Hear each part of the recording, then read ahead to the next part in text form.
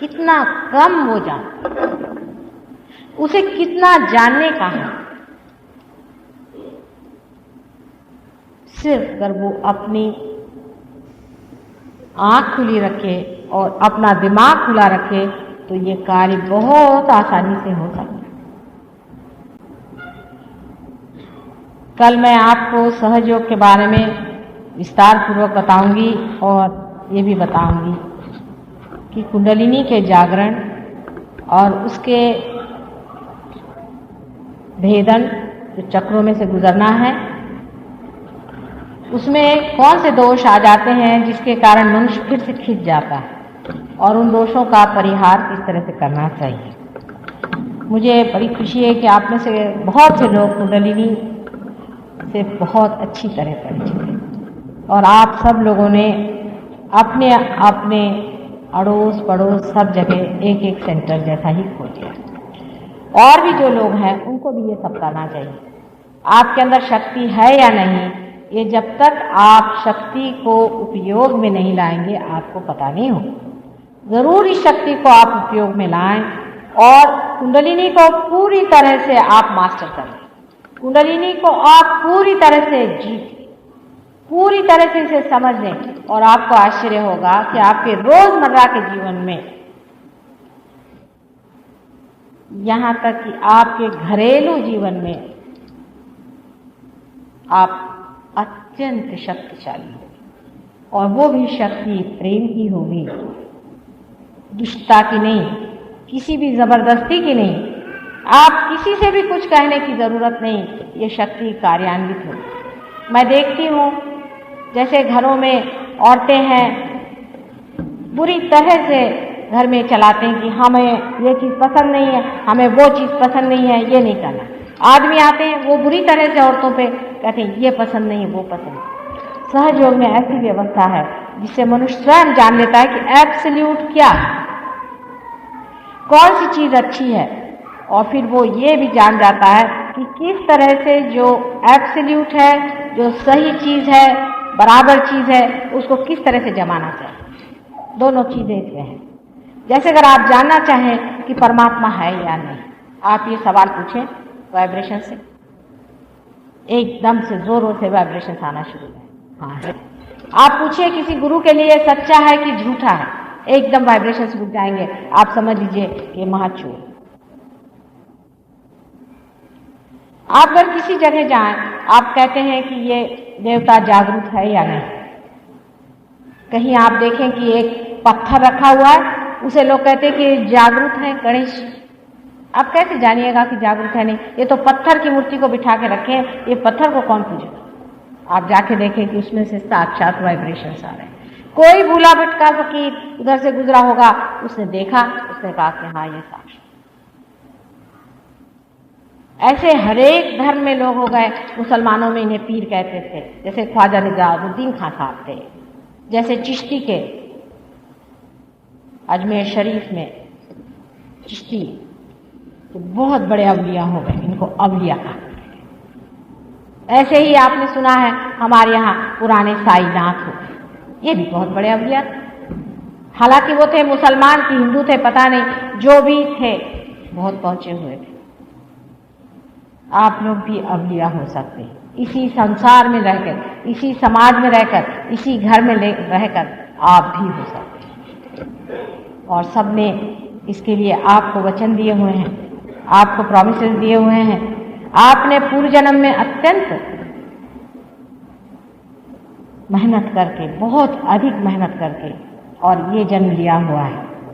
शायद आप लोग नहीं जानते कि हमारे पुराणों में भी इसके बारे में कहा हुआ है कि कलयुग में जो जो संत साधु आज गिरी कंदरों में घूम रहे हैं, वो साधारण गृहस्थी बन के आएंगे और वो अपने लक्ष्य को पाएंगे, माने वो पार हो जाए। आज वही दिन आ गया है, बाहर के दिन आ गए हैं और अनेक लोग इसमें पार हो सकते हैं। बस इतना ही कहना है कि सहज योग के बाद इसमें जमना पड़ता है। उच्छृंखलता या किसी तरह की सुपरफिशियलिटी जो है वो सहज योग को जमने नहीं है। अपने प्रति एक तरह की इज्जत, डिग्निटी और धीरे धीरे ये चीज़ इस तरह से जमती है। आज सवेरे पूजा में तो मुझे ऐसा लगा कि कुंडलिनी जैसे कि एकदम पिघलती हुई सबके माथे से सारे बंबई शहर और विश्व में घूमती चली जाए। आप लोगों को भी आज बहुत अच्छा अनुभव आया आनंद का। धीरे धीरे सभी लोग इसी रास्ते पे आ जा सकते हैं, लेकिन सब ही सब नहीं आएंगे, ये भी मैं आपसे बता दूं। हमेशा किसी भी उत्क्रांति में, इवोल्यूशन में पूरे की पूरे इवॉल्व नहीं हुए, कुछ वहीं रुक गए हैं, उसकी चिंता करने की जरूरत नहीं। आपको अपने से मतलब है, अपने को पाने से मतलब है। अगर कुछ नहीं आते हैं तो अब उनके लिए कहाँ तक रोया जाए, उसकी चिंता करने की बात नहीं। मैं तो आपको मालूम है कि लंदन जाने वाली हूँ और आपसे यही विनती करूँगी कि अगले मंगलवार से भारतीय विद्या भवन में हमेशा प्रोग्राम होता है, तो जिस तरह से आप कहीं मंदिर में मंगलवार को जाते हैं, चर्च में जाते हैं इतवार को, उसी तरह से उस प्रोग्राम में जाएं।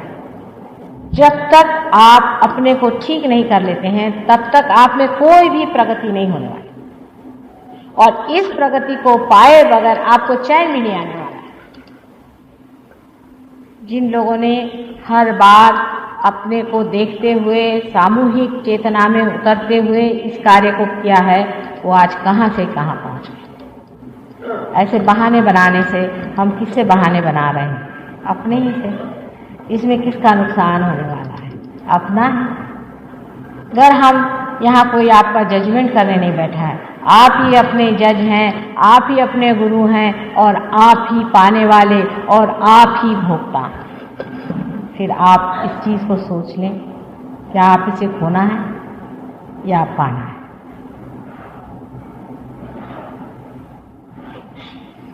कल भी ये प्रोग्राम यहाँ होगा, तब मैं आपको, जैसे मैंने कहा था कि कुंडलिनी के मार्ग में कौन सी रुकावटें आती हैं सो बताऊंगी। और परसों हम लोगों ने सोचा है कि कव्वाली का प्रोग्राम करें, क्योंकि वो एक यहाँ पर ज़मीन खरीद रहे हैं ये लोग। ये चाहते हैं कि वहाँ एक हॉस्पिटल बनाया जाए और क्या क्या बनाया जाए, और सहयोग के लिए वो सोचते हैं यहाँ कोई न्यूक्लियस बनाया जाए जिससे कि बाहर से आने वाले लोगों को भी वहाँ व्यवस्था हो जाए, मरीजों की व्यवस्था हो जाए। जो बहुत से रियलाइज सोल्स हैं जो कि पैदा हुए हैं आज संसार में, उनके लिए इस तरह की शिक्षा की व्यवस्था हो जाए कि वो कायदे से रह सकें। जैसे हमारे घर में मेरे दोनों ग्रैंड चिल्ड्रन जो हैं वो रियलाइज सोल्स हैं, लेकिन उनकी नौकरानियाँ दोनों तंबाकू खाती हैं।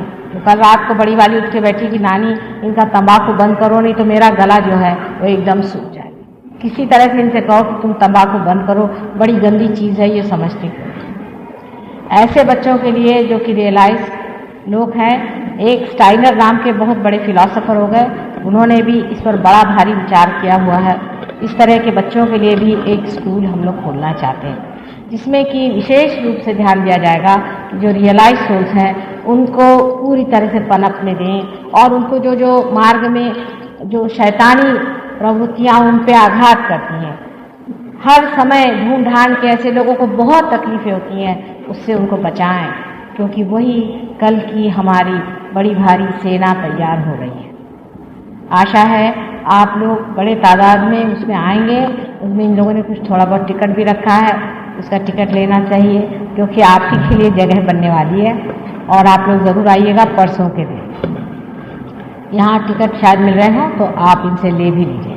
अब हम लोग थोड़ी देर ध्यान करके, जो लोग अभी नए आए हैं वो लोग मेरे विचार से पहले और दूसरे रो में बैठ जाएं, तो हम लोग देखेंगे कि ये लोग पार होते हैं और किस तरह से पार होते हैं, और उनकी थोड़ी सी ज़रा सी मदद करनी पड़ेगी कहीं कहीं, तो सहयोगी इसमें मदद करेंगे, क्योंकि वो लोग तैरना सीख गए हैं। जब आप तैरना सीख जाएंगे तो आप भी ये कार्य कर सकते हैं। जैसे कि एक दीप जल गया है तो वो अनेक दीप जला सकते हैं।